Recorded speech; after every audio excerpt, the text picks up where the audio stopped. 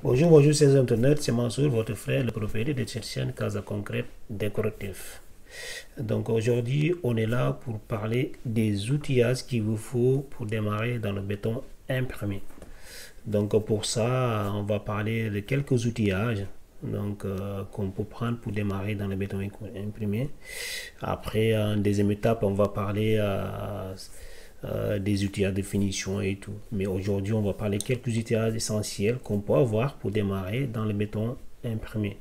Donc voilà, pour ça, si tu es nouveau sur cette chaîne, je te demande de t'abonner et de liker les vidéos et de toucher la cloche de notification pour recevoir nos vidéos.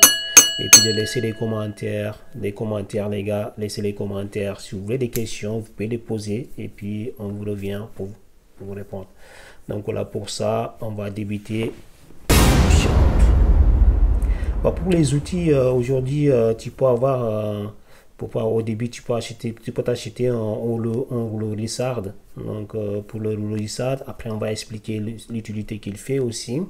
Donc tu peux acheter aussi une taloche orange Tinder. Et puis on va parler aussi de son utilité. Tu peux acheter aussi une taloche résine ronde aussi.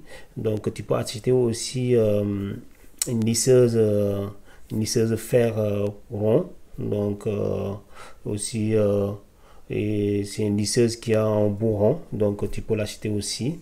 Donc aussi après tu as aussi une lisseuse aussi à bout carré à faire, à bout carré aussi, donc qui a même utilité que l'autre petite lisseuse, la lisseuse bourron. Donc voilà, c'est que celui-là c'est une lisseuse à main.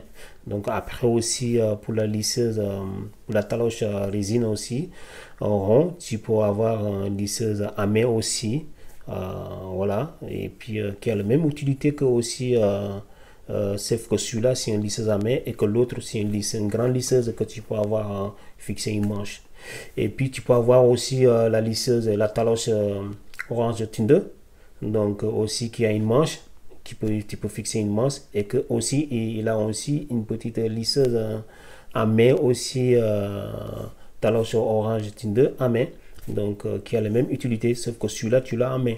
Donc sauf la rouleau lissade qui n'a pas une petite lisseuse complémentaire. Tu peux avoir une petite lisseuse, une petite aussi rouleau lissard aussi, une petite pour les petits espaces, pour les petits trucs. Donc voilà, tu peux avoir ça aussi. Donc voilà, mais il n'a pas une truc à main. Donc voilà. Pour ça, on va démarrer la discussion pour aller vous expliquer aussi l'utilité de chaque outil. Voilà, après la mise en place du béton par une épandeur, après dressage avec une règle ou un scraper, voilà, là tu auras besoin d'un rouleau à lissard et nous permet de préparer la surface pour une finition décorative. Après, en enfonçant un petit peu les cailloux du béton, donc de quelques millimètres pour avoir une petite laitance en haut pour permettre avoir une belle la taloche orange Tinder est là, plus grande durée de vie, résistant à l'abrasion, augmente la grâce à la technologie, moins de friction sur les surfaces lors du talossage, permettant d'ouverture plus rapide des pores du béton. Donc aussi elle a aussi des connecteurs qu'on peut fixer là-dessus avec des manches qu'on peut prendre, même si tu es à 4 mètres, tu peux aller talosser de loin et revenir. Donc c'est pareil aussi avec le rouleau lissard. La talosse résine ronde, une talosse résine dense et plus durable que le bois. Donc elle ouvre les pores de la surface pour permettre une bonne évaporation et laisse une surface rigueuse. C'est ça son utilité. Donc voilà, après talossage, elle aussi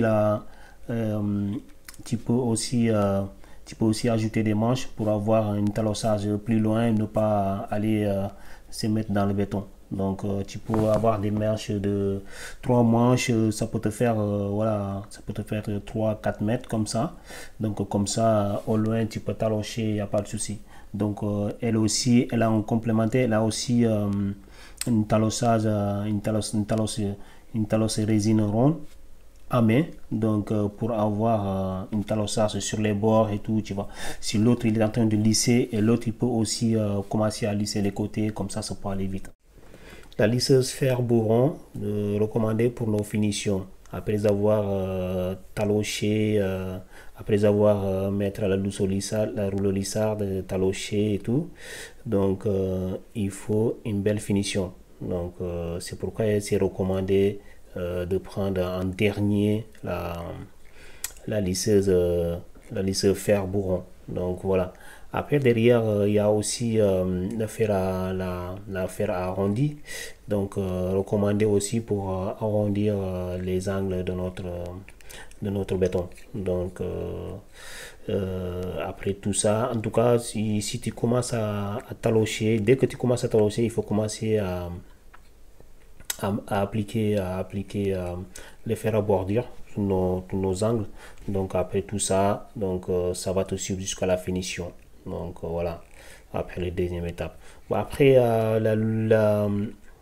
la lisseuse à fer à rond, donc aussi il a une lisseuse à fer à bout carré aussi, et pareil, c'est une lisseuse à fer. Donc voilà, c'est pour la finition aussi à main. Tant que l'autre commence à travailler derrière avec la grande lisseuse, toi tu as ton partenaire qui va commencer aussi à travailler avec la lisseuse à bout carré rond aussi en fer, donc sur les bords, donc pour bien lisser, pour finir la finition.